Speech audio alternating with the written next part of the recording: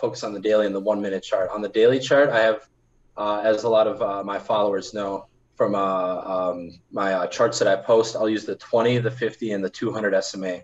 And that's basically all I use.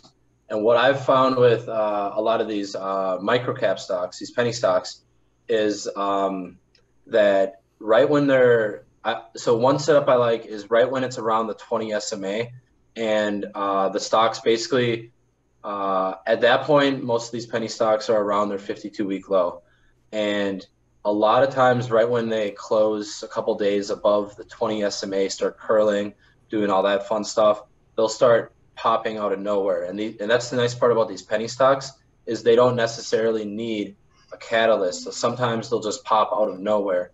But what I really like is if it's we call them sympathy plays. So one that I used to love was when Bitcoin ran, Mara would go. And obviously Mara's not a penny stock anymore, but back in the day it was like 30, 40 cents. So I used to slap a bunch of that, and then 5 minutes later, boom, it would go. And so that's more of a day trading strategy, I guess you could say. But for swing trades, the 20 SMA is a really good spot for what I've noticed. For a lot of these companies like to put some sort of PR out around then. And obviously you got to watch if they have earnings and offerings and all that fun stuff too. But a lot of times around those levels is a really good spot to start adding for a swing.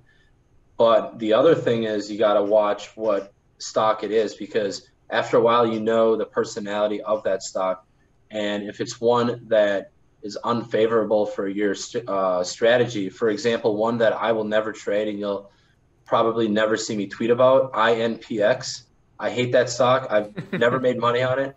I probably never will, never trade it again.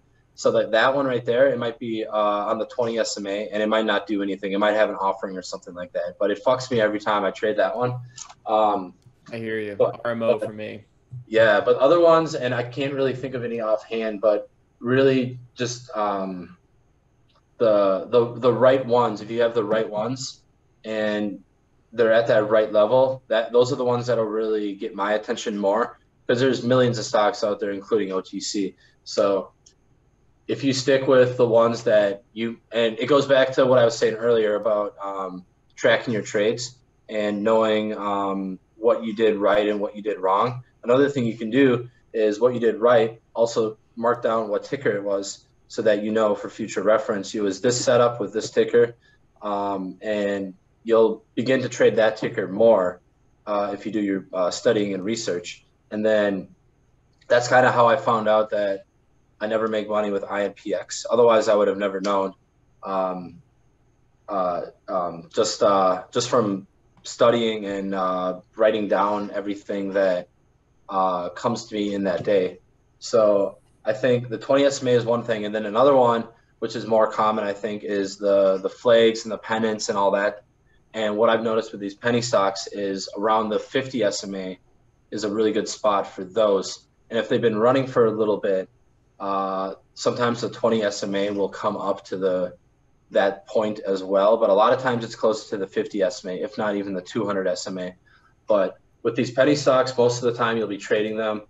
You'll look at their charts. 95% of them will be near their 52-week low. So you're going to see the 20 SMA come down first, just because it's a lot faster mover than, say, the 200 and the 50. So you'll see that. And then from there, you can really use the 20 SMA as a buy. And then I tend to use the 50 SMA to start selling and see if it continues to go. If it's January, I might sell 10, 20%. If it's August, I might sell 100%. So it really just depends on the time of the year and really what kind of market we are in and what stock it is and where it's at on the chart. So, I mean, there's a few different factors that I use to, and those are basically the only two that I'll look at. That's golden. Yeah, I don't really like the knife catch